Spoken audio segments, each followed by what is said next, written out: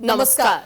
Prime समाचारमा स्वागत छ। म दृष्टिवाणी धिताल। म संगीता कटुवाल। सुरु गरौं अहिलेसम्मका प्रमुख समाचारबाट। अपराधमा संलग्न नाबालकलाई राखिने सुधार गृह अस्तव्यस्त। देशभर जम्मा 575 जना राख्ने क्षमता। दोब्बरको संख्यामा कोचेर राख्दा झडप र दुर्घटनाको जोखिम। सुन प्रकरण छानबिन गर्न आयोग बनाउन सबै दल सहमत। संसदको अवरोध अन्त्य। कोशी प्रदेशमा भने भाड भैलो। मुख्यमन्त्रीको विश्वासको मत विरुद्ध सर्वोच्चमा मुद्दा। चालु आर्थिक वर्षको पहिलो महिनामा 1 खर्ब भन्दा बढी व्यापार घाटा। भारतले प्याजमा भन्सार शुल्क बढाएपछि आयात ठप्प। बजारमा हाहाकार हुँदा कालो बजारी। भारतले चन्द्रयान 3 चन्द्रमाको सतहमा अवतरण गर्न सफल। एकमात्र प्राकृतिक उपग्रह चन्द्रमाको दक्षिणी ध्रुवमा पुगेर कीर्तिमान कायम। र 4 देश सम्मिलित महिला T20 आई सिरिज अन्तर्गत नेपालले कुवेतलाई हरायो। लगातार दोस्रो जितसँगै नेपाल फाइनल नजिक।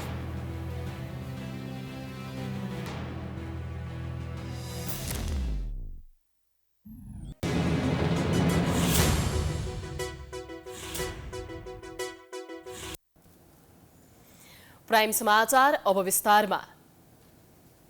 18 वर्षको उमेर नपुगी आपराधिक गतिविधिमा संलग्न तथा गैरकानुनी काम गरेका बालबालिकाहरूलाई बाल सुधार गृहमा राखिन्छ। तर क्षमता नै नभएको बालगृहमा अत्याधिक बालबालिका राख्ने गरिएको छ, जसका कारण उनीहरूको अवस्था चिन्ताजनक छ। बाल सुधार गृह पनि खण्डहर जस्तो खालका छन्। बाल सुधार केन्द्रलाई सुविधायुक्त बनाउन र बालबालिकालाई जीवन उपयोगी शिक्षा दिन समेत सरकार चुकेको छ। देशभर रहेका बाल सुधार गृहहरू लफडा गर्ने अखडा जस्तो देखिएको छ, जसको उदाहरण भक्तपुरमा भाद्र 3 गते देखिसकिएको छ। शनिबार भक्तपुरको सानोठिमे स्थित बाल सुधार गृहमा सजाय भोगिरहेका रामेछापका 18 वर्षीय कमल बस्नेतको उपचारको क्रममा निधन भयो।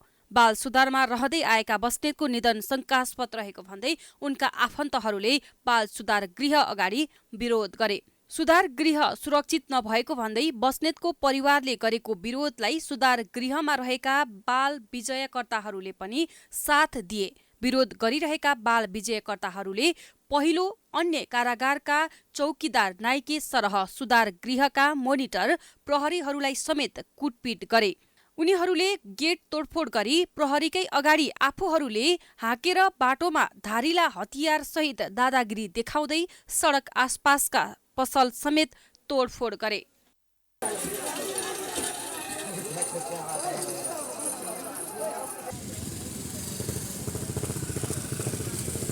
यो त हालसालकै घटना मात्रै हो। देशभर रहेका बाल सुधार गृहहरू लफडा गर्ने अखडा जस्तो बन्ने गरेको छ। बाल विजयका कारण कानूनको विवादमा परेका बालबालिकालाई अदालतकै निर्णय अनुसार तोकिएको समय अवधिका लागि कारागारमा नराखी बाल सुधार गृहमा राख्ने गरिन्छ। सोही अनुसार देशभर 8 वटा बाल सुधार गृहहरू सञ्चालनमा छन्।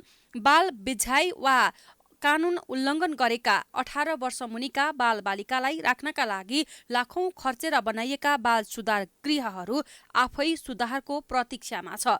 देशभरका यी बाल सुधारको क्षमता 575 मात्रै हो। तर यी सुधार गृहमा 1187 बालबालिकाहरू छन्, जसमा पनि 18 वर्षको उमेर पूरा भएका मात्रै 465 जना किशोर र 14 जना किशोरी छन्। बाल सुधार गृहमा क्षमता भन्दा बढी बालबालिकाहरू हुँदा तिनीहरूलाई आवश्यकता अनुसार सुत्न खान समेत समस्या हुने गरेको छ। बालकको मनोवृत्ति विकृति भएर केही कानुन विरुद्धका काम गर्यो या बाल विजय गर्यो भनेपछि या बाल कानुनको विवादमा पर्यो भने त्यस्ता खालका बालबालिका मात्र अहिले बाल सुधार गृहमा यो कुरा बुझ्नुपर्छ। र अब हामीले बालबालिका संविधान 2075ले 2 वर्ष थप गरेर बालबालिका मानेको हुनाले, जस्तो 18 वर्ष मुनि पहिले 16 वर्ष मुनि थियो भने केही अहिले चाहिँ तपाईँको सङ्ख्या चाहिँ अलिकता अगाडिको भन्दा धेरै बढेको छ भन्नुपर्छ। यसलाई व्यवस्थापन गर्नलाई यो बाल सुधार गृहहरूलाई व्यवस्थापन गर्न केही सङ्ख्या वृद्धि गर्नुपर्ने, केही त्यहाँको व्यवस्थापन र उसमा भौतिक पूर्वाधारमा सुधार गर्नुपर्ने आवश्यकता छ। देशभर 8 सुधार गृह सञ्चालनमा रहेका 4वटा गैर सरकारी संस्थाहरूले सञ्चालन गरेका छन्। बाल सुधारमा ल्याइने बालबालिकाहरू सबैभन्दा बढी जबरजस्ती करडी तथा चोरी, कर्तव्य ज्यान, लागु औषध लगायतका गतिविधिमा संलग्न हुने गरेको देखिन्छ। उमेर नपुग्दै सुधार गृहमा ल्याई युवा अवस्थामा प्रवेश गरिसकेकाहरूलाई पनि सोही सुधार गृहमा राख्दा यसले झनै जोखिम तुल्याइएको छ। बाल सुधार गृहको सुधारमा सरकार गम्भीर बन्न सकेको छैन। साउन 10 गतेदेखि जारी संसदको अवरोध अन्त्य हुने भएको छ। सुन प्रकरणको छानबिनका लागि समिति बनाउनुपर्ने एमालेको माग पूरा गर्न सरकार भएपछि गतिरोध अन्त्य हुने भएको हो। राष्ट्रिय मान्यता प्राप्त दलहरूबीच सुन तस्करीका घटनालाई छानबिन गर्नका लागि आयोग गठन गर्ने लगायत 2 बुँदे सहमति भएको छ। प्रमुख प्रतिपक्षी एमालेले सुन प्रकरणको छानबिनका सन्दर्भमा सरकारलाई झुकाउन सफल भएको छ। साउन 10 गते राजस्व अनुसन्धान विभागले बरामद गरेको करिब 61 किलो सुन तस्करमा सरकार, गृहमन्त्री र अर्थमन्त्री समेतको संलग्नता हुन सक्ने भन्दै त्यसको छानबिन उच्च स्तरीय समितिले गर्नुपर्ने एमालेको माग थियो। यही माग राखेर एमालेले साउन 10 गतेदेखि संसद बैठकमा अवरोध गर्दै आएको थियो। सरकारले भने नेपाल प्रहरीको सिआइबीले छानबिन गरिरहेकोले अर्को समिति गठन गर्न आवश्यक नरहेको जिकिर गर्दै आएको थियो। तर एमालेले मानेन। साउन 10 गते सुरु भएको संसद अवरोधको क्रम भदौ 6 गतेसम्म आएर बल्ल अन्त्य भएको छ। यसका लागि राष्ट्रिय मान्यता प्राप्त दलहरूबीच सुन तस्करीका घटनालाई छानबिन गर्नका लागि आयोग गठन गर्ने लगायतका 2 बुँदे सहमति भएको छ। स्वतन्त्र र निष्पक्ष छानबिन गर्न र यस्तो तस्करीजन्य कार्यको पूर्ण रूपमा नियन्त्रण गर्न मौजुदा कानुनमा गर्नुपर्ने परिमार्जन, संरचनागत सुधार र पटक पटकको सुन तस्करी सम्बन्धमा भएका छानबिन अनुसन्धानबारे समेत अध्ययन गरी सुझाव सहितको प्रतिवेदन पेश गर्न जाँचबुझ आयोग ऐन 2026 बमोजिम 2080 6-5 गते नेपाल सरकारले आयोग गठन गरी त्यसै दिनदेखि आयोगले कार्य प्रारम्भ गर्नेछ। सुन तस्करीका सम्बन्धमा भएका छानबिन अनुसन्धानबारे समेत अध्ययन गरी सुझाव सहितको प्रतिवेदन पेश गर्न जाँचबुझ आयोग ऐन 2026 बमोजिम असोज 5 गते सरकारले आयोग गठन गरी त्यसै दिनदेखि कार्य प्रारम्भ गर्ने सहमति भएको हो। आयोगले विदेशबाट विद्युतीय सिगरेटमा सुन राखी तस्करी गरिएको, साउन 2 गते ब्रेक्सुमा राखी तस्करी गरिएको सुन लगायतको विषयलाई गम्भीरतापूर्वक लिई स्वतन्त्र र निष्पक्ष छानबिन गर्ने दलहरूबीच सहमति भएको छ। सुन तस्करीका घटनाहरू छन्, ती घटनाहरूलाई छानबिन निष्पक्ष स्वतन्त्र छानबिन गर्नका लागि आयोग गठन गर्ने, असोजको 5 गतेका दिनमा आयोग गठन गर्ने। पटक पटक भएका सुन तस्करीका घटनामा जुन छानबिन अनुसन्धान भएको छ त्यसको समेत अध्ययन गरेर सुझाव प्रतिवेदन दिने गरेर जाँचबुझ आयोग ऐन 2026 बमोजिमको आयोग आश्विन 5 गते गठन गर्ने गरेर सहमति। हाम्रो चाहनाले संसद अवरुद्ध भएको होइन, सरकारको आक्रमणीयताको कारणले संसद अवरुद्ध भएको थियो। आज हामीले जुन मागका साथ लडिरहेका थियौँ त्यो कुरा पुरा भयो। त्यो देशको निम्ति, जनताको निम्ति ठुलो उपलब्धि हो। भविष्यमा यस्ता समस्याहरू नआउन्। कुनै समस्या आइहालेछ भने सरकारले, प्रतिपक्षले उठाएका मागहरू तुरुन्तै सुन्ने स्थिति बनोस्। साउन 2 गतेको सुन तस्करी प्रकरणमा प्रहरीको सिआइबीले निष्पक्ष अनुसन्धान छानबिन गरी सुन तस्करीमा संलग्न व्यक्तिहरूलाई अभियोजन गर्ने सहमति भएको छ। आयोगले सुन तस्करी नियन्त्रणका लागि आवश्यक सुझाव दिनेछ। आयोगको सुझाव प्रतिवेदनलाई सरकारले कार्यान्वयन गरे भविष्यमा देशमा सुन तस्करी अन्त्य हुने विश्वास लिएको छ। सुन तस्करीको विषयलाई आयोग नै बनाएर छानबिन गर्नुपर्ने एमालेको माग सरकारले पूरा नगरेपछि साउन 10 गतेदेखि संसद अवरुद्ध भइरहेको थियो। तर आज आयोग बनाउने 2 बुँदे सहमति भएपछि प्रतिनिधि सभा सञ्चालन भएको छ। बैठकमा सुन प्रकरणकै विषयमा चर्काचर्की भयो। प्रतिनिधि सभाको बैठकमा दलहरूबीच सुन प्रकरणकै विषयमा चर्काचर्की भयो। नेकपा एमालेका सचिव समेत रहेका सांसद योगेश भट्टराईले ललिता निवास जग्गा प्रकरण र सुन तस्करी प्रकरणमा प्रहरीको केन्द्रीय अनुसन्धान ब्युरो सिआइबीलाई स्वतन्त्रपूर्वक काम गर्न नै नदिएको आरोप लगाए। उनले सिआइबी लगायत राज्यका सबै निकायप्रति एमालेले अविश्वास नगर्ने तर सरकारले ठिक ढङ्गले काम गर्न नदिएको आरोप लगाए। सिआइबीको गाडी अनुसन्धानको ठिक दिशामा गएको हुन्छ तर अचानक गाडी युटर्न हुन्छ अथवा मोडिन्छ। ललिता निवासमा सिआइबीको गाडी ठिक ठाउँमा पुगिरहेको हुन्छ, जब ठुलाहरूलाई समातिनु पर्ने हुन्छ गाडी मोडिन्छ अथवा युटर्न हुन्छ। हामीलाई झस्का पस्यो। इलेक्ट्रिक सिगरेटको बारेमा तमाम पत्रिकामा सञ्चार माध्यममा कुराकानी आए। हामी हेरिराखेका थियौँ सिआइबीले ठिकै छानबिन गर्ला, तर केही उच्च पदस्थ नेताहरूको नाम आयो, सिआइबीको गाडीमा ब्रेक लाग्यो र सिआइबीको गाडी मोडियो। हामीलाई झस्का पस्यो। नेकपा माओवादी केन्द्रका सांसद देवेन्द्र पौडेलले सुन प्रकरणमा छानबिनको लागि बनाउने भनेको आयोगको प्रतिवेदनमै मात्रै सीमित हुने आशंका व्यक्त गरेका छन्। यसअघिको घटनालाई स्मरण गर्दै प्रतिवेदनलाई प्रतिवेदनमा मात्रै सीमित नगराउन आग्रह गरे। गर्नेहरूले कहीँ न कहीँ राज्यको विधि र कानुनको शासनभित्र रहेर सजायको भागीदार हुनुपर्छ भन्ने कुराको प्रत्याभूति दिने गरी जुन प्रक्रियाको सुरुवात गर्नुभएको छ र क्याबिनेटले सुरुवात गरेको छ, प्रधानमन्त्रीले अगुवाई गर्नुभएको छ, म हार्दिक धन्यवाद र आभार पनि व्यक्त गर्न चाहन्छु। र यो प्रक्रियामा प्रतिवेदनदेखि प्रतिवेदनसम्म पुग्ने गरी यो जुन प्रकारको समिति बनाउने, उच्चस्तरीय समिति बनाउने कुरा भएको छ, यसको स्वागत गर्दै प्रतिवेदनदेखि प्रतिवेदनमा गएर अल्झनेर यी घटना रोक्ने काम नहोस्। राष्ट्रिय स्वतन्त्र पार्टीका सभापति समेत रहेका सांसद रवि लामिछानेले सुन तस्करी प्रकरणमा पक्राउ परेका दावा लामासँग कनेक्सन देखिएकाहरूको टेलिफोनमा भएको रेकर्ड फरेन्सिक ल्याबबाट जाँच गराउनु पर्ने माग गरेका छन्। दावा लामाको कनेक्सन पूर्व प्रहरीका उच्च अधिकारीसँग रहेको दावी गर्दै टेलिफोनमा भएको रेकर्ड फरेन्सिक ल्याबबाट जाँच गराएर संसदीय समितिले अथवा संसदले जस्ताको त्यस्तै हेर्न पाउनुपर्ने बताएका हुन्। यतिका दिनसम्म संसद किन बन्द भयो? यो संसद कसले बन्द गर्यो? नेपाली जनताको आवाज राख्ने, कयौं विधेयकहरूमा छलफल गर्ने यो संसद नेपाली जनताको आवाज किन बन्द भयो? सरकारले सुशासनको कुरा गर्यो, हामीले शङ्काको सुविधा दियौँ। यो शङ्काको सुविधा दिइरहँदा सरकारले भनिरहेको सुशासन कहाँसम्मको सुशासन हो? आफ्नो ढोकासम्म त्यो ब्लेम अथवा त्यो आरोप नआइपुग्दासम्मको सुशासनको कुरा गरेको हो कि साँच्चै कि सुशासनको कुराकानी गरेको हो? राष्ट्रिय जनमोर्चाका अध्यक्ष समेत रहेका सांसद चित्रबहादुर केसीले संसद बन्द गरिएको विषयमा गम्भीर छानबिन हुनुपर्ने बताएका छन्। 1 महिनासम्म संसद बन्द गरिएको भन्दै त्यस विषयमा छानबिन हुनुपर्ने माग गरे।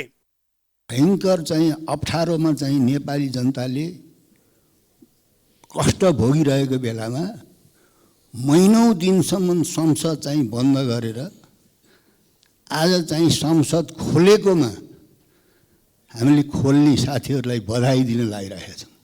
यो कसले बन्द गर्न लाग्यो? किन बन्द भयो? त्यस कारणले यसको गम्भीर छानबिन हुनुपर्छ। साउन 10 गतेपछि कहिले गृहमन्त्रीको जवाब सुनिए त कहिले आकस्मिक समयमा सांसदहरूले धारणा राखे। त्यसबाहेक नियमित कार्यसूचीमा प्रवेश गर्न नदिएर नेकपा एमाले अवरोध गरिरह्यो। करिब 61 किलो सुन तस्करीको विषयमा आयोग बनाएर छानबिन गर्नुपर्ने माग राखेर एमाले संसद अवरोध गरेको थियो। तर आयोग बनाउने 2 बुँदे सहमति भएपछि 1 महिनादेखि अवरुद्ध प्रतिनिधि सभा बैठक सञ्चालन भएको छ। कोशी प्रदेशको दोस्रो कार्यकालको सुरुमा एमाले र माओवादी सहितको गठबन्धनबाट एमालेका हिक्मत कुमार कार्की मुख्यमन्त्री बनेका थिए। तर पछि माओवादीले एमालेसँगको गठबन्धन तोडेपछि काङ्ग्रेसका उद्धव थापा मुख्यमन्त्री बनेका थिए। त्यसपछि विश्वासको मत लिने क्रममा एकपछि अर्को विवाद थपिरहेको छ। उद्धव थापालाई विश्वासको मत दिने क्रममा सभाध्यक्षले समेत मतदान गरेपछि सर्वोच्च अदालतमा मुद्दा परेको छ। कोशी प्रदेशका मुख्यमन्त्री उद्धव थापाले संविधान मिचेर विश्वासको मत लिएको भन्दै नेकपा एमाले पुनः सर्वोच्च अदालत पुगेको छ। कोशी प्रदेश सभामा मुख्यमन्त्री थापाले विश्वासको मत लिने क्रममा प्रदेश सभाको अध्यक्षता गरिरहेका इस्रायल मन्सुरीले पनि थापाको पक्षमा मतदान गरेको र त्यसले संविधान र सर्वोच्च अदालतको आदेशको उल्लङ्घन गरेको भन्दै बाध्य भएर सर्वोच्च आउनु परेको कोशी प्रदेश नेकपा एमाले जनाएको छ।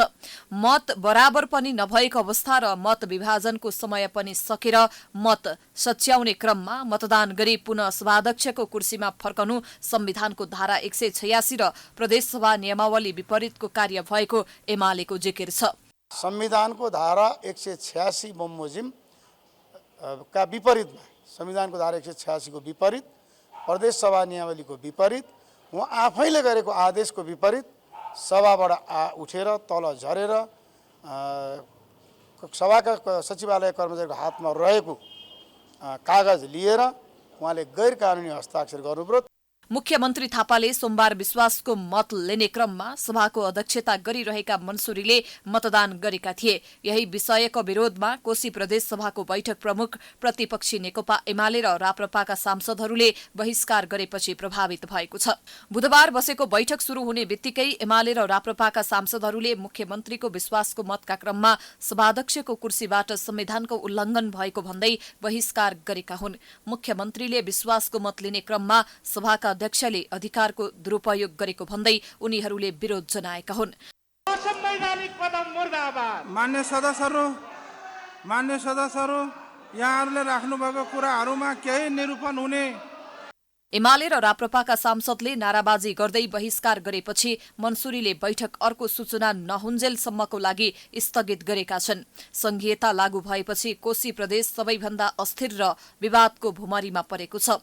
संघीयताको 5.5 वर्षमा कोशी प्रदेशमा 5 जना मुख्यमन्त्री भएका छन् भने झण्डै 50 जना मन्त्री भइसकेका छन्। प्रदेश सभाको पहिलो कार्यकालमा एमाले एक्लैको बहुमत हुँदा समेत प्रदेशमा 3 मुख्यमन्त्री र 34 जनाले मन्त्री हुने अवसर पाएका थिए। दोस्रो कार्यकालमा सुरुमा एमाले र माओवादी सहितको गठबन्धनबाट एमालेका हिक्मत कुमार कार्की मुख्यमन्त्री बनेका थिए। तर पछि माओवादीले एमालेसँगको गठबन्धन तोडेपछि कांग्रेसका उद्धव थापा मुख्यमन्त्री बनेका थिए। त्यसपछि विश्वासको मत लिने क्रममा एकपछि अर्को विवाद थपिरहेको छ। प्रदेश सभाको अघिल्लो कार्यकालमा एउटा दलको बहुमत हुँदा समेत राजनीतिक स्थिरता नआएको कोशीमा दोस्रो कार्यकालमा कसैको बहुमत नआएकाले प्रदेश झन अस्थिर हुने देखिन्छ। संविधानले 3 तहको सरकारको व्यवस्था गरेको छ। संघ, प्रदेश र स्थानीय सरकार बीचको समन्वयबाट जनसरकारका काम प्रभावकारी हुन्छन्। तर संघीय सरकार प्रदेशप्रति अनुदार देखिएको छ। प्रदेश सरकारहरू पनि सत्ताको जोड घटाउ तथा टक्रावमा लाग्दा प्रदेशको उपदायताप्रति प्रश्न उठेको छ। नेपालको संविधानको धारा 56ले संघीय लोकतान्त्रिक गणतन्त्र नेपालको मुख्य संरचना संघ, प्रदेश र स्थानीय तह भएको किटान गरेको छ। साथै राज्य शक्तिको प्रयोग संघ, प्रदेश तथा स्थानीय तहले गर्ने भनिएको छ। यसले गर्दा संविधानले संघ, प्रदेश र स्थानीय तहलाई सम्मान हैसियत प्रदान गरेको छ। 2072 सालमा संविधान जारी भएपछि मुलुक संघीय संरचनामा गएको हो। तर संघीय सरकारले संघीयता कार्यान्वयनका लागि प्रभावकारी काम नगरिदिएको आरोप लाग्ने गरेको छ। प्रदेशका सरकारहरू प्रभावकारी ढङ्गबाट अगाडि बढ्न सकेनन् किनकि थुप्रै विषयहरू चाहिँ छन्, साझा अधिकारका क्षेत्रहरू चाहिँ छन्। यसलाई सबभन्दा पहिले टुङ्ग्याउनु पर्थ्यो र अहिलेको सरकारले पनि त्यसलाई पहिलो प्राथमिकता दिनुपर्छ र अब संघीय कानुनहरू संसदमा छिटो पेश गर्नुपर्छ। प्रदेश, स्थानीय र संघीय सरकार 3वटा सरकार हुन्। 3वटा सरकार बीचको संविधानमै भएको व्यवस्था अनुरूप समन्वय गर्ने, सहकार्य गर्ने र सहअस्तित्वको कुरा चाहिँ छ। 3टा सरकार हुन् भनेर एकले अर्काको अस्तित्व स्वीकार गर्नुपर्छ। संघीय सरकारले प्रदेशलाई सुचारू गर्ने कर्मचारी समायोजन विधेयक, नेपाल प्रहरीको समायोजन विधेयक लगायत दर्जन विधेयक तर्जुमा गरिदिएको छैन। नेपालको संघीय संरचनाको नेतृत्व गर्ने केन्द्रीय सरकारले सही किसिमले काम नगरिदिँदा प्रदेश कमजोर बन्दै गएको छ। प्रहरी संरचनाको जुन प्रहरी समायोजनको कुरा थियो त्यो गरेको छैन। समायोजन नभए तल बढाउनै मिल्दैन। निजामती कर्मचारीको ऐनै अहिलेसम्म बनाएको छैन। 7-8 वर्ष भयो। त्यसपछि तपाईँको चाहिँ स्वास्थ्य सम्बन्धीका, अरू शिक्षा सम्बन्धीका कुराहरू अहिलेसम्म विचाराधीन पनि छैनन् के मुद्दाहरू। त्यहाँ ऐन बन्ने प्रक्रिया सुरु भएको छैन भनेपछि यसले के देखाउँछ भन्दा नेपालको माथिल्लो तहको राजनीतिको कुरा गर्नुहोस्, प्रशासनिक गर्नुहोस्, यी सबै कुराहरूमा चाहिँ माथिल्लो तह चिम्बिएको छ। राजनीतिक भागभण्डा तथा आन्तरिक खिचतानीले थिलथिलो भएका प्रदेश सरकारहरूले जनभावना अनुसार काम गर्न पनि सकेका छैनन्। कोशी सरकारमाथि नै संवैधानिक प्रश्न उठेको छ। उता लुम्बिनी सुदूरपश्चिम सरकारले खिचतानीकै कारण आफ्नो कामलाई सशक्त रूपमा अगाडि बढाउन सकेका छैनन्। संघलाई आवश्यक कानुन निर्माण गर्न दबाब दिएर सुचारू हुनुपर्नेमा राजनीतिक नेतृत्वको खिचतानी र भागभण्डाकै वरिपरि प्रदेश सरकारहरू पनि चक्कर लगाइरहेका छन्, जसका कारण प्रदेशको विकासमा प्रतिकूल असर परेको छ। मुख्य कुरा चाहिँ के छ भने यो बिरालो बाँधेर श्राद्ध गर्ने जस्तो कुरा सधैँभरि हामीले गर्नु हुँदैन। वास्तवमा संघीयता सम्बन्धी कयौँ ऐनहरू जो अधकल्चो भएर बसिरहेछन्। संघीय शिक्षा ऐन आइरहेको छैन, संघीय निजामती सेवा ऐन छैन, संघीय प्रहरी सेवा सम्बन्धी छैन। यी सबै कुरालाई चाँडोभन्दा चाँडो त्यसलाई तयार गर्ने। संघीयतालाई कार्यान्वयन गर्न कतिपय व्यवस्थापिकीय र कानुनी प्रावधान बाँकी नै रहेका छन्। विकास निर्माणलाई तीव्रता दिन र संघीयता कार्यान्वयन गर्न संघीय सरकार गम्भीर नभएको आवाज पनि उठेको छ। प्रदेशले पनि प्रभावकारी काम गर्न नसकेको भन्दै आलोचना हुने गरेको छ, जसको परिणामस्वरूप संघीय प्रणाली नै असफल भएको भन्दै बहस सुरु भएको छ। प्राइम समाचार जारी छ, हामी विश्रामपछि आउँछौँ।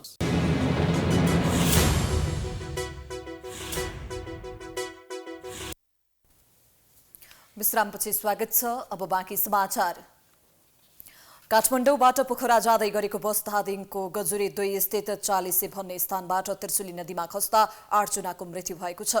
दुर्घटनामा 13 जना घाइते भएका छन्। काठमाडौँबाट पोखरा जाँदै गरेको प्रदेश 301-005 ख 9952 नम्बरको बस आज बिहान 11 बजे सडकबाट करिब 40 मिटर तल त्रिशुली नदीमा खसेको थियो। दुर्घटनामा 2 महिला र 6 पुरुष गरी 8 जनाको मृत्यु भएको जिल्ला प्रहरी कार्यालय धादिङले जनाएको छ। दुर्घटनामा मृत्यु हुने मध्ये 4 जनाको शनाखत भएको छ। शनाखत हुनेमा म्याग्दी रघुगंगा 3 का 50 वर्षीय थानबहादुर भण्डारी, पर्वत मोदी 1 की 15 वर्षीय कृतिका शर्मा पौडेल, धादिङ गजुरी 8 का अन्दाजी 20 वर्षीय सुशील रम्तेल र कास्की फुलबारी 11 का अन्दाजी 24 वर्षीय सुमन थापा छन्। 2 महिला सहित 6 जना पुरुषको दुर्घटनास्थलमै मृत्यु भएको थियो। मृतक 1 जना महिला र 3 जना पुरुषको शनाखत हुन बाँकी रहेको छ। घटनास्थलबाट 23 जनाको उद्धार गरिएको थियो। तिनीहरूमध्ये 8 जनाको मृत्यु भएको छ र 13 जना घाइते भएको प्रहरीले जनाएको छ। घाइतेहरूको स्थानीय गजुरी अस्पतालमा उपचारपछि थप उपचारका लागि काठमाडौँ ल्याइएको छ। घटनास्थलमा नेपाली सेना, सशस्त्र प्रहरी र नेपाल प्रहरी सहित स्थानीय उद्धारमा खटिएका थिए। पछिल्लो केही वर्ष यता महिलाहरूमा हुने पाठेघरको मुखको क्यान्सर बढ्दै गएको छ, तर नेपालमा यसका लागि आवश्यक पर्ने भ्याक्सिन नागरिकको पहुँचमा छैन। अन्य देशहरूले यो खोपलाई नियमित खोप मार्फत नै उपलब्ध गराउँदै आएका छन्, तर नेपालमा खरिद गरेर ल्याइएका खोप समेत प्रयोगविहीन हुने गरेको छ। सरकारले खरिद गरेर ल्याएको उक्त खोप 2 महिना हुनै लाग्दा समेत अझै लगाउने टुङ्गो छैन। ग्लोबल क्यानको तथ्याङ्कलाई आधार मान्ने हो भने नेपालमा पाठेघरको मुखको क्यान्सरले प्रत्येक दिन 6 जनाको मृत्यु हुने गरेको छ, तर यो खोप नागरिकको पहुँचमा आउन सकेको छैन। अन्य देशहरूले यो खोपलाई नियमित खोप अन्तर्गत राख्दै गर्दा नेपालमा भने केही निजी क्षेत्रले ल्याएर फाट्टफुट्ट रूपमा लगाउँदै आएको खोप निकै महँगो पर्ने गरेको छ। निजी क्षेत्रमा मात्रै पाइने यो खोप एक मात्रा लगाएको 7,000 रुपैयाँ भन्दा माथि पर्छ। एकजनाले करिब 2 मात्रा लगाउँदा 14,000 रुपैयाँ भन्दा माथि पर्ने गरेको छ, जसका कारण नागरिकहरूले खोप किनेर लगाउन सक्ने अवस्था छैन। सरकारले भने यो खोपलाई नियमित खोप अन्तर्गत ल्याउनका लागि कुनै पनि योजना बनाएको छैन। सरकारले असार 20 गते 20,000 भाइल खोप ल्याएको थियो। खोप ल्याएको पनि 2 महिना बित्न लाग्यो। उक्त खोप टेकु स्थित खोप भण्डारणमा थन्काएर राखिएको छ।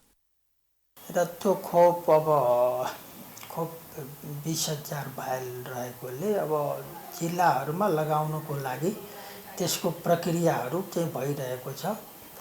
अब कुन जिल्लामा लगाउने त्यो पनि छनौट प्रक्रियामा रहेको छ भने त्यसको लागि चाहिने त्यसको गाइडलाइन त्यो पनि तयार भएको छ र त्यो दिने मान्छेहरूलाई ओरिएन्टेसनदेखि लिएर अरू जुन अब लजिस्टिकका कुराहरू अरू तयारीका कामहरू भइरहेको छ।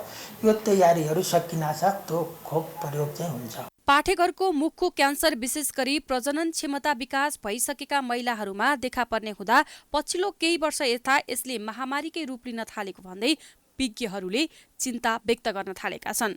विश्व स्वास्थ्य संगठनका अनुसार रोग नियन्त्रण गर्नका लागि नेपालमा 9 वर्षदेखि 14 वर्षसम्मका महिला बालबालिकालाई खोप लगाउनु पर्ने भनिएको छ, जस अन्तर्गत भविष्यमा हुन सक्ने पाठेघरको मुखको क्यान्सरबाट जोगाउन सरकारले 10 देखि 14 वर्ष उमेर समूहका किशोरीहरूलाई एचपीभी खोप लगाउनका लागि पहिलो चरणमा 20,000 भाइल खोप ल्याएको थियो, तर अझैसम्म कुन जिल्लाका बालबालिकालाई लगाउने हो भन्ने समेत टुङ्गो छैन। यता विज्ञहरूले यो खोपलाई सकेसम्म नियमित खोप अन्तर्गत नै राखेर खोप अभियान सञ्चालन गर्नुपर्ने बताएका छन्। यो पाठेघरको जुन मुखको क्यान्सर जुन एचपिभी भाइरसले जुन गराउँछ त्यो सधैँभरि रिस्कमा रहन्छ। त्यस कारणले यो अहिले संसारमा यो खोप उत्पादन भइ पनि रहेको छ र धेरै मुलुकले उत्पादन गरिरहेका छन् र अहिले बजारमा उपलब्ध छ। यो महँगो छ।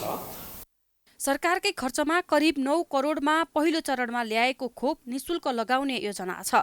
यसअघि सन् 2015मा नेपालले चितवन र कास्कीमा एचपिभी खोप पाइलटिङ गरेको थियो, तर यो खोप नियमित रूपमा प्रयोगमा ल्याउन सकेन र सोही कार्यक्रम बिचैमा रोकिएको थियो।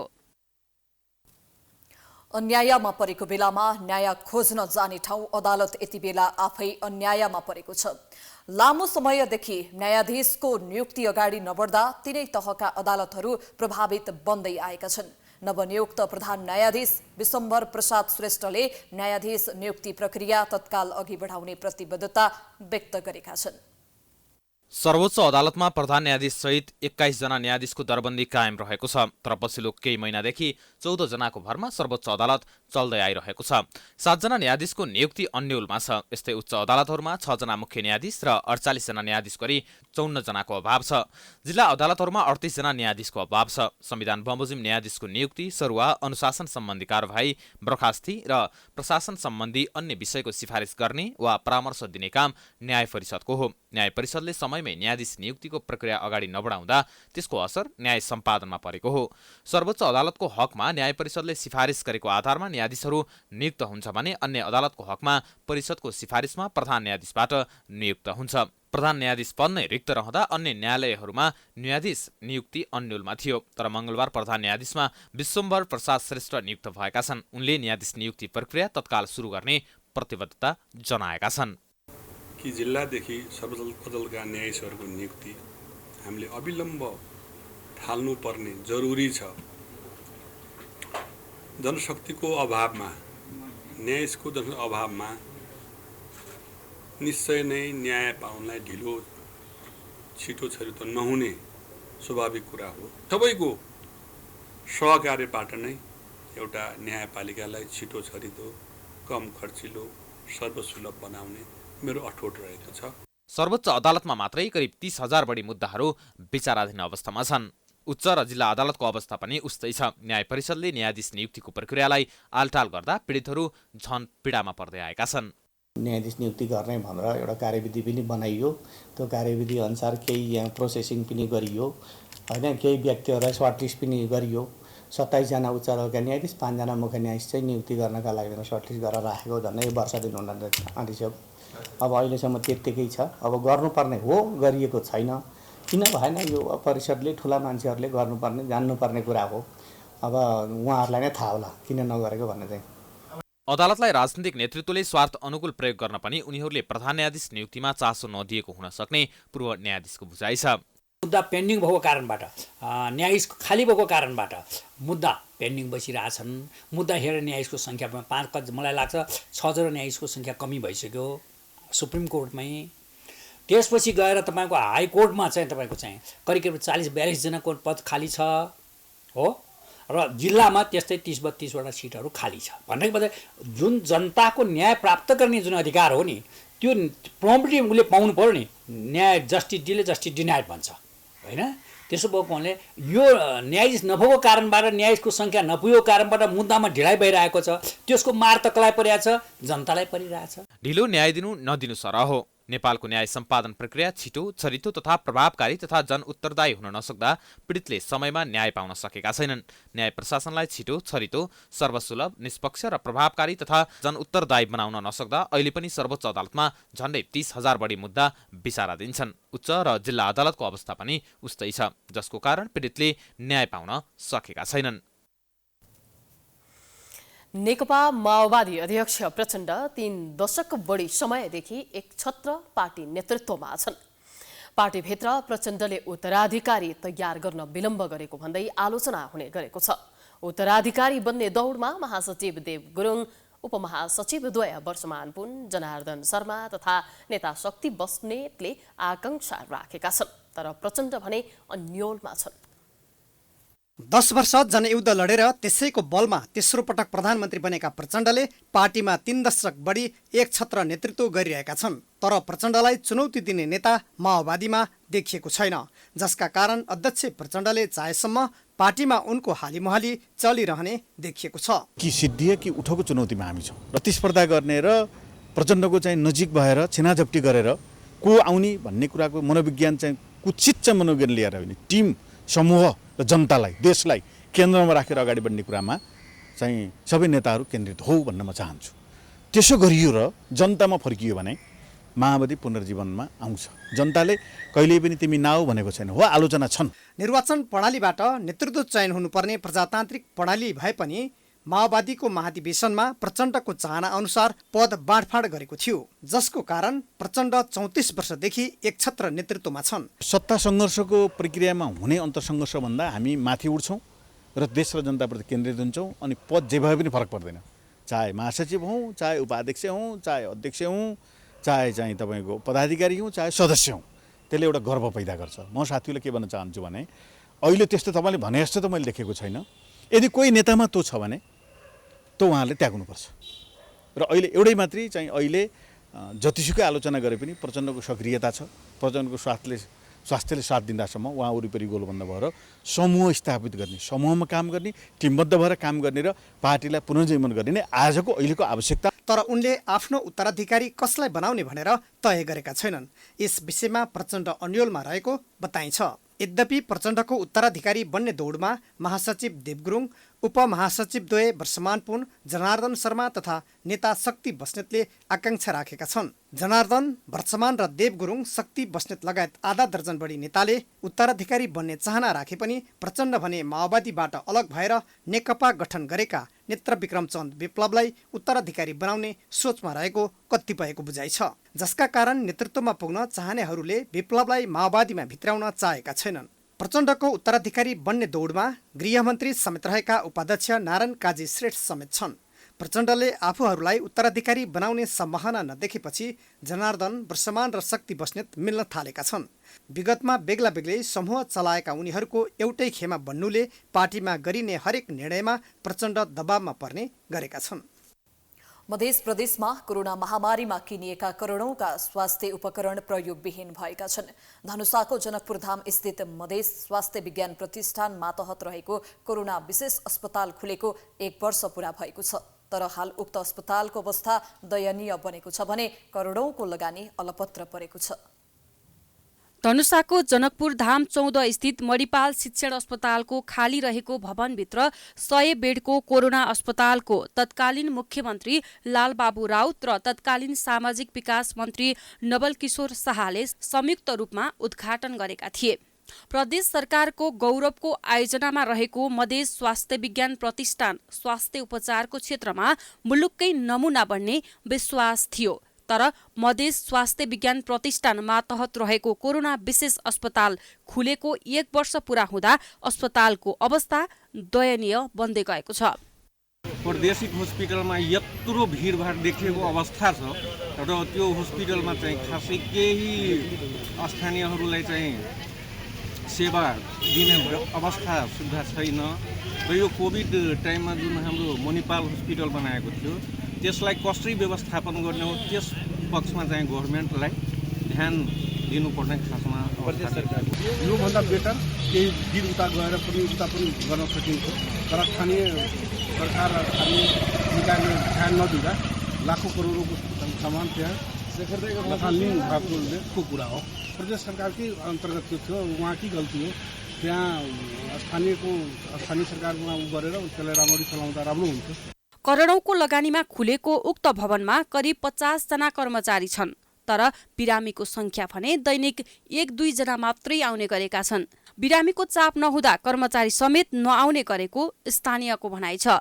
दिउँसो 12 बजेको समयमा समेत अस्पताल पुग्दा सबै भवन सुनसान हुन्छ। मधेस स्वास्थ्य विज्ञान प्रतिष्ठानमा पढ्ने 4-5 जना विद्यार्थी बाहेक 2-4 जना कर्मचारी मात्रै हुने गरेका छन्। प्रशासन शाखादेखि नर्सिङ स्टेशन समेत सुनसान हुन्छ। इमर्जेन्सी लगायत थुप्रै कक्षहरूमा समेत तालचा लगाइएको हुन्छ। उता प्रादेशिक अस्पतालमा बिना सुविधा बिरामीको लाम लागेको छ। तर मधेस स्वास्थ्य विज्ञान प्रतिष्ठानमा भने गाई बाख्रा र भैँसी चलाउने थलो बनेको छ। तर अस्पताल सञ्चालनका लागि तयारी भइरहेको मेडिकल सुपरिन्टेन्डेन्टले बताएका छन्। अस्पताल सञ्चालनका लागि प्रदेश सरकारसँग कुरा भएको मेसुको भनाइ छ। त्यो मणिपालको सम्पत्ति हो, त्यसको लागि पनि हामी हाम्रो यहाँ मध्य प्रदेशका स्वास्थ्य मन्त्रालयका मन्त्रीज्यूलाई हामीले त्यो उहाँलाई पत्रचार गरेका छौँ कि यो मणिपाल हस्पिटल हाम्रो यो मध्य स्वास्थ्य विज्ञानले कसरी पाउँछ भने त्यसमा प्रक्रिया अगाडि बढाइदिनु हुन र मुख्यमन्त्रीज्यूलाई पनि हामीले यो भनेका छौँ र निकट भविष्यमा भयो भने यहाँले भने जस्तै मध्य प्रदेशको लागि एउटा ठुलो उपलब्धि हुन्छ। त्यो पायो भने अस्पतालका लागि मधेस सरकारले करोडौंका उपकरण खरिद गर्यो, तर जनशक्ति व्यवस्थापन र सञ्चालनतिर सरकारले ध्यान नदिँदा अस्पताल प्रयोगविहीन भएको छ। प्राइम टेलिभिजनका लागि धनुषाबाट चाँदनी झाको रिपोर्ट। प्राइम समाचार जारी छ, हामी विश्रामपछि आउँछौँ।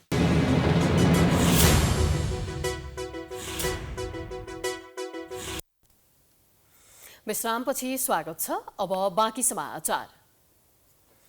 नेपालमा यस्ता उद्योगी व्यापारी छन् जसलाई जति पैसा भए पनि पुग्दैन। अवैध तरिकाले पैसा कमाएर देशलाई समेत लुटिरहेका छन्। त्यति मात्र नभएर केही उद्योगी व्यापारीले त ललिता निवासको जग्गा समेत हडपिएको पाइएको छ। बालुवाटार स्थित चर्चित ललिता निवासको सरकारी जग्गा व्यक्तिका नाममा नामसारी गरी किनबेचमा संलग्न व्यावसायिक घरानाका व्यक्तिहरू बेपत्ता भएका छन्। सो प्रकरणमा नेपाल प्रहरीको केन्द्रीय अनुसन्धान ब्युरो सीआईबीले सरकारी छाप दस्तखत किर्ते तथा संगठित अपराधमा पक्राउ गरी अनुसन्धान शुरू गरेपछि उनीहरू बेपत्ता भएका हुन्। प्रहरीले पक्राउ अनुमति लिएको तर उनीहरू भने अहिले मोबाइल अफ गरेर अन्य सबै प्रकारका सञ्चार माध्यमबाट सम्पर्क विच्छेद भएको प्रहरीले जनाएको छ। ललिता निवासको 143 रोपनी सरकारी जग्गा हत्याउने क्रममा प्रत्यक्ष संलग्न नभए पनि सरकारी जग्गा हो भन्ने थाहा हुँदाहुँदै उनीहरूले सेटिङ मार्फत जग्गा खरिद गरेका कारण अनुसन्धानको दायरामा तानिएका हुन्। ती मध्ये एक उद्योगी हुन् मनोज केडिया। श्रीराम दूतका मालिक तथा सिद्धार्थ बैंकका अध्यक्ष मनोज केडिया यति बेला सीआईबीको पक्राउ सूचीमा छन्। केडिया अर्गनाइजेसनका कार्यकारी निर्देशक समेत रहेका मनोज केडियाको नाममा ललिता निवासको सरकारी जग्गा रहेको पाइएपछि उनीमाथि पनि मुद्दा चलाउनु पर्ने प्रतिवेदन सीआईबीले सरकारी वकिलको कार्यालयमा मंगलबार बुझाएको हो। यसअघि केडिया तथा उनका आफन्तको नाममा समेत ललिता निवासको जग्गा रहेको पाइए पनि अख्तियार दुरुपयोग अनुसन्धान आयोगले भने उनीहरूलाई उन्मुक्ति दिएको थियो। अख्तियारले केडिया सहित व्यक्तिका नाममा रहेको जग्गा सरकारका नाममा ल्याउनुपर्ने भएकाले जग्गा फिर्ता प्रयोजनका लागि मात्रै केडिया विरुद्ध मुद्दा दर्ता गरेको थियो। केडिया सीआईबीको निगरानीमा रहे पनि अहिलेसम्म पक्राउ भने परेका छैनन्। जग्गा हिनामिना प्रकरणमा 286 जनालाई प्रतिवादी बनाउने रायसहित सीआईबीले मंगलबार अनुसन्धान प्रतिवेदन सरकारी वकिल कार्यालयमा बुझाएको छ। उनीहरूसँग 18 अर्ब 36 करोड रुपैयाँ बिगो दावी गर्नुपर्ने प्रतिवेदनमा उल्लेख छ। प्रतिवादी बनाइएका मध्ये 4 पूर्व मन्त्री छन्। त्यस्तै 6 पूर्व सचिव सहित 108 जना कर्मचारी छन्। सीआईबीका अनुसार प्रतिवादी बनाइएका मध्ये 238 जना कसुरदार हुन्। यसबाहेक 48 जना जग्गा धनी छन्। उनीहरूलाई जग्गा जफत गर्ने प्रयोजनका लागि प्रतिवादी बनाइएको हो। प्रतिवादी बनाइएका 18 जनाको मृत्यु भइसकेको छ। उनीहरूको सम्पत्तिबाट बिगो असुल गरिनेछ। नेपाल विद्यार्थी संघले इन्जिनियरिङ तर्फको स्नातक तह अध्ययनका लागि अस्वाभाविक रूपमा शुल्क बढाइएको भन्दै तत्काल फिर्ता लिन माग गरेको छ। बुधबार काठमाडौँमा पत्रकार सम्मेलन गर्दै नेविसङ्घ केन्द्रीय समितिले इन्जिनियरिङ शिक्षा विद्यार्थीको व्यक्तित्व विकास मात्र नभएर राष्ट्र निर्माण र विकासको बलियो आधार भएकाले शुल्क वृद्धिको निर्णयबाट त्रिभुवन विश्वविद्यालय र इन्जिनियरिङ अध्ययन संस्थान आईओई पछाडि हट्नुपर्ने माग गरेको हो। गुणस्तरीय इन्जिनियरिङ अध्ययनका लागि नेपाली विद्यार्थीहरू प्रत्येक वर्ष ठूलो संख्यामा विदेश गइरहेको अवस्थामा स्वदेशमा रहेको क्याम्पसहरूमा चर्को शुल्क वृद्धि गरिनु बुद्धिमानी नहुने नेविसङ्घको ठहर छ। अब आर्थिक समाचार।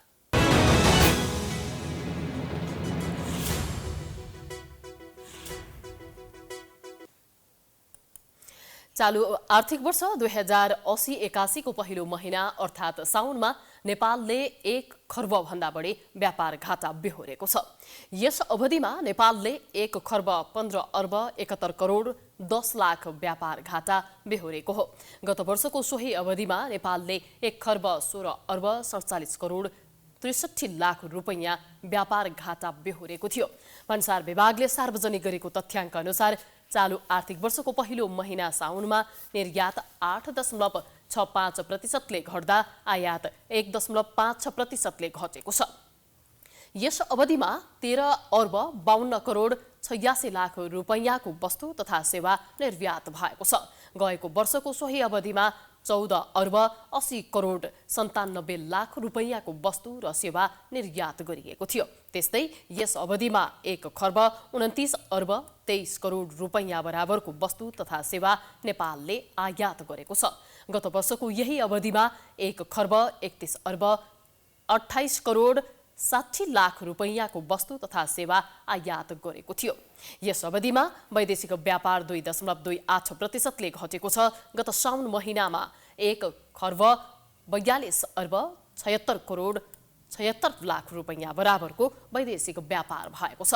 गत वर्षको सोही अवधिमा 1 खर्ब 46 अर्ब 9 करोड रुपैयाँ बराबरको वैदेशिक व्यापार भएको थियो। तपाई हाम्रो भान्सामा प्रयोग हुने प्याज बजारमा अभाव देखिएको छ। भारतले प्याजमा भन्सार शुल्क बढाएपछि नेपाली बजारमा यसको अभाव देखिन थालेको हो। प्याजमा शुल्क बढेपछि व्यवसायीहरूले आयात नै बन्द गरेका छन्। भारतबाट आयात हुने प्याज रोकिँदा खुद्रा बिक्री गर्ने बिचौलियाहरूले मनपरी मूल्य बढाइरहेका छन्। कालीमाटी फलफुल तथा तरकारी बजारमा 2 दिनदेखि प्याजको कारोबार ठप्प छ। तरकारी बजारमा प्याज नपाउँदा उपभोक्ताहरू रित्तो हात फर्किन बाध्य छन्। काठमाडौँको मुख्य बजार मध्ये एक कालीमाटी फलफुल तथा तरकारी बजारमा व्यापारीले 2 दिनदेखि प्याज ल्याएका छैनन्। भारत सरकारले गत शनिबारदेखि 40% भन्सार शुल्क बढाएपछि व्यापारीहरूले आयात नै बन्द गरिदिएका छन्।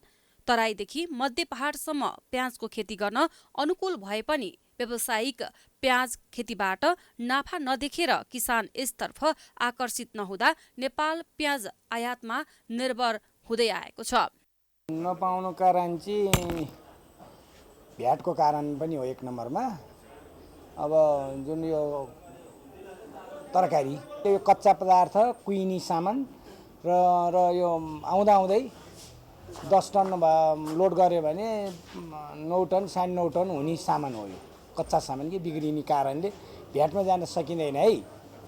यो भन्ने कारणले नै यो लोड नभएको कारणले प्याज अभाव भएको हो। कालीमाटी फलफुल तथा तरकारी बजारका अनुसार गत भाद्र 2 गतेसम्म 62 रुपैयाँमा प्याजको कारोबार भइरहेको थियो। भाद्र 3 गते आएको प्याजको मूल्य भने 80 रुपैयाँ भएको थियो। पछिल्लो समय बिचौलियाहरूले मौकाको फाइदा उठाउँदै उपभोक्तालाई प्रति केजी 100 रुपैयाँदेखि 120 रुपैयाँसम्म मनपरी ढङ्गले बिक्री गरिरहेका छन्। कालीमाटीमा भदौ 2 गतेसम्म दैनिक 90 टन प्याज आयात हुँदै आएको थियो। तर भदौ 3 गते यता 1 टन पनि प्याज आयात भएको छैन। बेच्नका लागि नै प्याज नै नभएपछि कालीमाटी फलफुल तथा तरकारी बजार विकास समितिले दैनिक मूल्य सूची तालिकाबाटै प्याजलाई हटाएको छ। यो किसिमको जुन भारतले जुन ट्याक्स बढायो भन्ने जुन किसिमको हल्ला भयो नि, त्यसले गर्दाखेरि चाहिँ भएको स्टकहरू पनि तुरुन्तै सकियो कि। त्यसले गर्दाखेरि चाहिँ 2-3 दिनदेखि चाहिँ हाम्रो बजारमा चाहिँ प्याज भित्रिएको पनि छैन र स्टक नभएको कारणले गर्दाखेरि कारोबार पनि भएको छैन। र त्यो कारणले गर्दाखेरि चाहिँ हामीले चाहिँ हाम्रो दैनिक जुन मूल्य सूची हो, हाम्रो बजारमा कारोबार भएको वस्तुहरूको जुन मूल्य सूची हो, त्यो मूल्य सूचीमा चाहिँ हामीले प्याजको मूल्यलाई चाहिँ समावेश गर्न सकेनौँ। भारतबाट व्यापारीले प्याज नल्याएपछि कालोबजारी र मूल्य वृद्धि समेत देखिएको छ। पछिल्लो 2 दिनमा मात्रै वाणिज्य आपूर्ति तथा उपभोक्ता संरक्षण विभागले 17 तरकारी व्यवसायीलाई कारबाही गरेको छ। भारतको वित्त मन्त्रालयले शनिबार प्याजको निर्यात 40% सम्म भन्सार कर बढाउने निर्णय गरेको थियो। त्यहाँको आन्तरिक बजारमा प्याजको मूल्य बढेपछि भन्सार कर बढाएको उक्त मन्त्रालयले जनाएको थियो। आगामी डिसेम्बर 31 सम्म यस्तो कर लाग्नेछ। सरकारले तत्कालीन अवस्थामा बजारको मागलाई परिपूर्ति गर्न व्यवस्था मिलाउने र दीर्घकालीन रूपमा नेपाली उत्पादनलाई प्राथमिकता दिनु आवश्यक छ। अघिल्लो दिन पनि बढेको नेप्से परिसूचक बुधबार पनि बढेर बन्द भएको छ।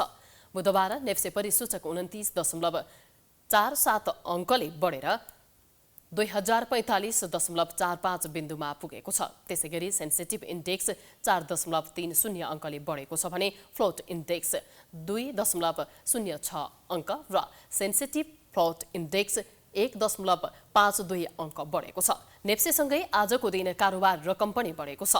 अघिल्लो कारोबारका दिन 1 अर्ब 33 करोडको सेयर खरिद बिक्री भएको बजारमा यस दिन 273 स्टकको 44,340 पटकको कारोबारमा 1 अर्ब 51 करोड 4,88,000 रुपैयाँ बराबरको 42,37,000 किता सेयर कारोबार भएको छ।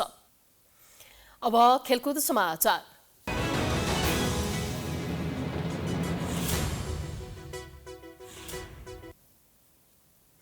चार देश सम्मिलित महिला T20I सिरिज अन्तर्गत नेपालले कुवेतलाई 34 रनले पराजित गरेको छ। लगातार दोस्रो जितसँगै नेपाल फाइनल नजिक पुगेको छ। जितका लागि 90 रनको मध्यम विजय लक्ष्य पछ्याएको कुवेतले निर्धारित 20 ओभरमा 8 विकेट गुमाउँदै 55 रन बनायो। कुवेतका लागि जिफा जिलानीले 19 बलमा 1 चौका सहित सर्वाधिक 11 रन बनाइन्। त्यस्तै खादिजा खलिलले 22 बलमा 10 रन बनाइन्। अन्य कुनै पनि कुवेती ब्याटरले नेपाली बलर सामु दोहोरो अङ्कमा रन बनाउन सकेनन्। नेपालका लागि इन्दु बर्माले 4 ओभरमा 10 रन खर्चेर 3 विकेट लिएन्। नेपालका लागि पहिलो खेल खेलेकी खुसी डङ्गोलले 3 ओभरमा 2 मेडन सहित 3 रन खर्चेर 2 विकेट लिएन्। ईश्वरी बेस्ट, कविता कुँवर र सीता राणा मगरले 1-1 विकेट लिए। त्यसअघि बायोमास ओभलमा टस हारेर पहिला ब्याटिङ गरेको नेपालले निर्धारित 20 ओभरमा 8 विकेट गुमाउँदै 89 रन बनाएको थियो। नेपालका लागि इन्दु बर्माले 19 बलमा 2 चौका सहित सर्वाधिक 23 रन बनाइन्। काजोल श्रेष्ठले 18 बलमा 1 चौका सहित 19 रनको अभिजित इनिङ खेलिन्। नेपालले पहिलो खेलमा हङकङलाई 6 विकेटले हराएको थियो। 4 देश सम्मिलित सिरिजमा नेपाल 2 खेलमा 4 अङ्कका साथ शीर्ष स्थानमा छ।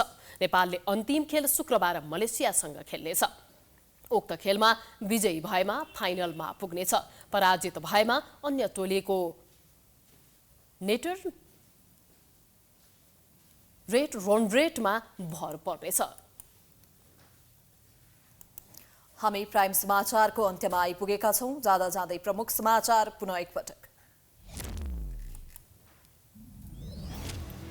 अपराधमा संलग्न नाबालकलाई राखिने सुधार गृह अस्तव्यस्त। देशभर जम्मा 575 जना राख्ने क्षमता, दोब्बरको संख्यामा कोचेर राख्दा झडप र दुर्घटनाको जोखिम। सुन प्रकरण छानबिन गर्न आयोग बनाउन सबै दल सहमत। संसदको अवरोध अन्त्य। कोशी प्रदेशमा भने भाड भैलो। मुख्यमन्त्रीको विश्वासको मत विरुद्ध सर्वोच्चमा मुद्दा। चालु आर्थिक वर्षको पहिलो महिनामा 1 खर्ब भन्दा बढी व्यापार घाटा। भारतले प्याजमा भन्सार शुल्क बढाएपछि आयात ठप्प। बजारमा हाहाकार हुँदा कालोबजारी।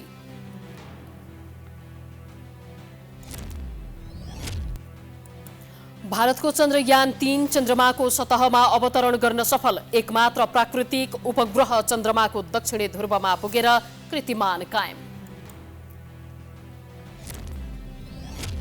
र 4 देश सम्मिलित महिला T20I सिरिज अन्तर्गत नेपालले कुवेतलाई हरायो। लगातार दोस्रो जितसँगै नेपाल फाइनल नजिक।